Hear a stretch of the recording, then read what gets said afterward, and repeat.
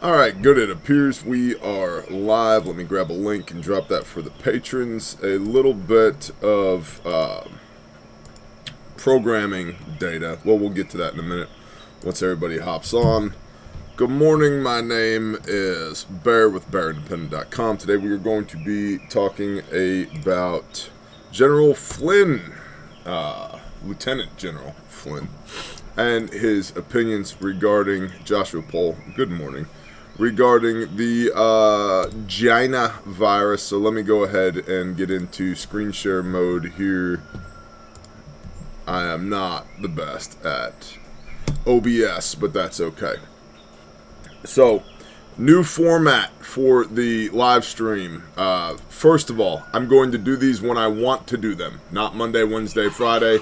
When I feel like it, when there's something newsworthy. And I swear to Yah, the chickens have made no noise this morning until I started live streaming. And now they're going crazy. Because they need to be shot in the face. Next, because I will not be on here reliably Monday, Wednesday, Friday because I don't feel like it, please check us out at patreon.com. Just search for Bear Independent. The content continues to flow over there, but YouTube is just basically a pain in my ass. Lastly, we're going to try and keep this brief. And so, from One American News Network, we've got General Flynn. This is Thursday, 27 May, yesterday. General Michael Flynn said he believes COVID-19 is a weaponized operation of the Chinese Communist Party against the United States. And Todd at YouTube, I'm reporting what One American News Network is saying, so simmer down.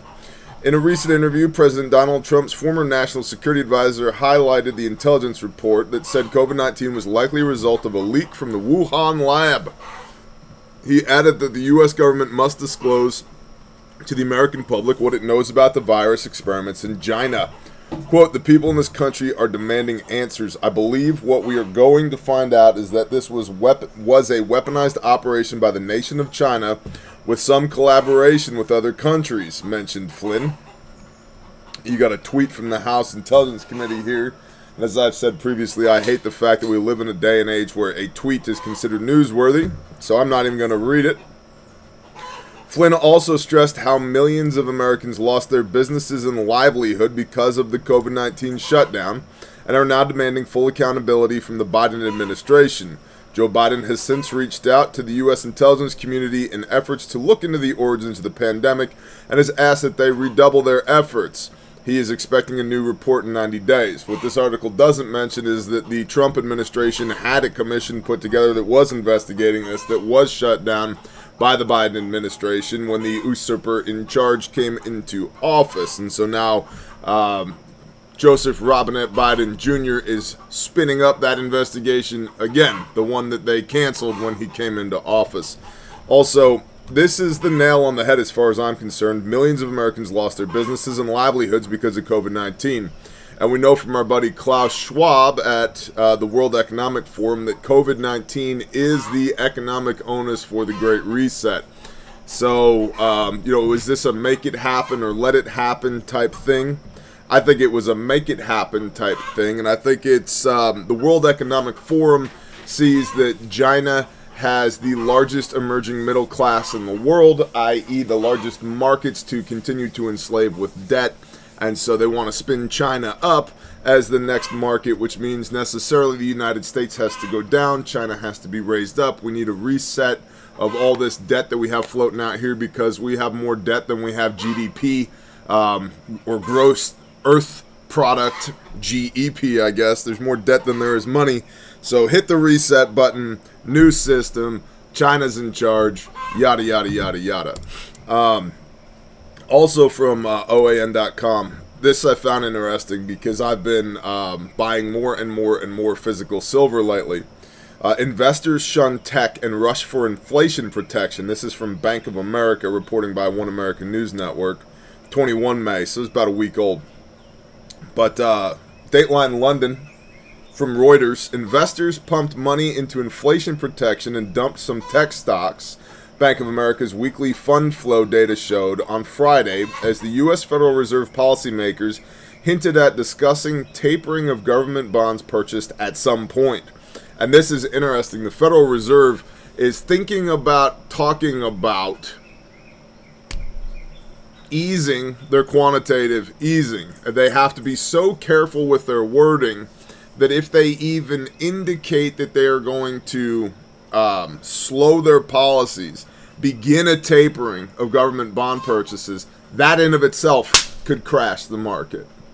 That should be, and the reason I bring this up is it's a huge economic indicator as to where we actually are with our current debt load and the sustainability of our economy. And that, frankly, the answer is not great. Imminent collapse, probably. The extent of that collapse and severity of that collapse, who knows? I have no idea. But just do some basic research here. We are in a period now where people who are very good with money are openly talking about the fact that we are in the bubble of all bubbles. All the more reason to have physical wealth, have good security, have good neighbors, stack your food to the rafters, and be as independent from the system as possible. Back to the article. In the week to May 19, 1.1 billion left technology funds, the largest outflow since December 2018. Gold funds attracted 1.3 billion, Bank of America said. Tech stocks are particularly sensitive to rising interest rate expectations because their value rests heavily on future earnings, which are discounted more deeply when rates go up. Investors cut overweight positions on technology stocks to a 3-year low, Bank of America's May Fund Manager survey showed. Treasury inflation-protected securities, or TIPS, funds saw the largest inflow in 24 weeks, taking in $2 billion. That came on top of $1.9 billion inflows from the previous week. Unprecedented stimulus measures to tackle the pandemic-induced recession have now sparked worries about inflation, which feature in the Bank of America survey as the biggest tail risk for markets. Last week, data showed U.S. consumer prices unexpectedly rose by the most in nearly 12 years in April, triggering worries that the Federal Reserve may have to raise rates sooner than it currently expects. Which, right now, one of the huge bubbles that we have is the real estate bubble. That because of historically low interest rates, there's a lot of real estate speculation, which is why it's so difficult to find land and find affordable housing right now, because there's lots of people who are in the real estate market right now, and that bubble will likely burst if the Fed raises interest rates. But they're running out of tricks in their bag to maintain this BS economy that we have, to where they may very well have to raise interest rates. And if they do, this is why they have to be so careful about the wording that they use and the way that they do this, because a very minuscule change in interest rates could do something as massive as crash the housing market. And the whole thing is really convoluted, which is what happens when you have an economy predicated on fiat paper currency and now digital fiat currency. U.S. Treasury, meanwhile, saw the largest inflow in 6 months, with $2.8 billion flowing into the safe haven, the Bank of America report showed. And then lastly, in Berlin, do we still have a live stream? We do indeed have a live stream. That's fabulous. I thought this was an interesting article just because of the potential implications of this. Berlin pledges payments after recognizing Namibia genocide carried out by German colonial troops. Germany has formally acknowledged that its military committed genocide against the African peoples who lived in what is now Namibia, and it has announced that it will set up a fund to atone for its colonial-era crimes. That line right there is what got my attention. Has acknowledged that its military committed genocide against African peoples and has announced that it will set up a fund to atone for its colonial-era crimes. I'm not saying, I'm just saying, I could see where this could be taken to extremes down the road. And there's a beetle crawling in my beard because #homestead. Foreign Minister Heiko Maas said in a statement on Friday that Germany recognized the atrocities carried out by its colonial troops against the Herero and Nama people between 1904 and 1908, adding that Berlin wanted to find a common path to genuine reconciliation in memory of the victims. He said that going forward, Germany will, in an official capacity, refer to the events as a genocide.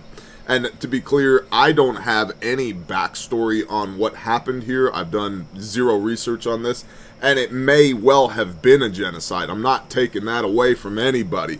But what I am saying is that we're 110, damn near 120 years removed from this, yet we have reparations being made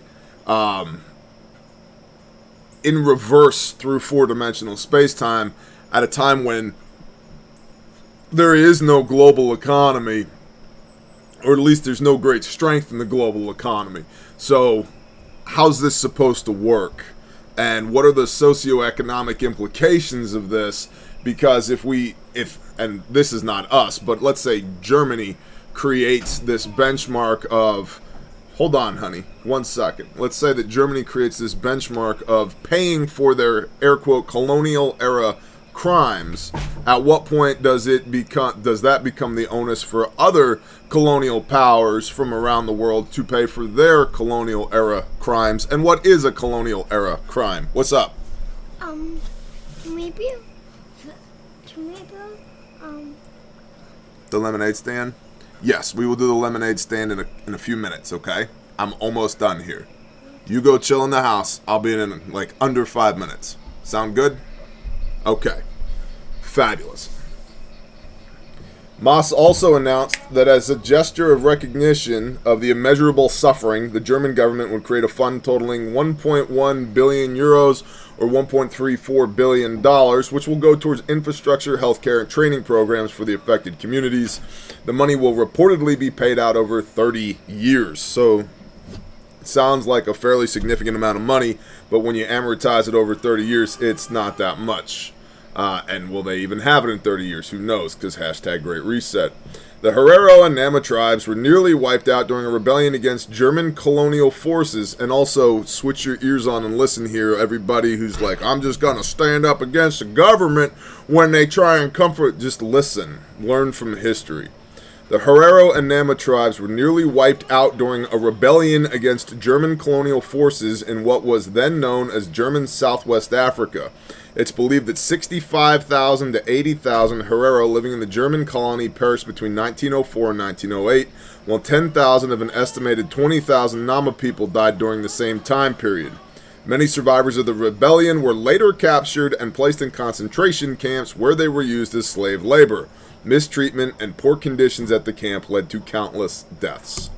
And so, just an interesting anecdote there. Kind of keep your finger on the pulse of that around the world.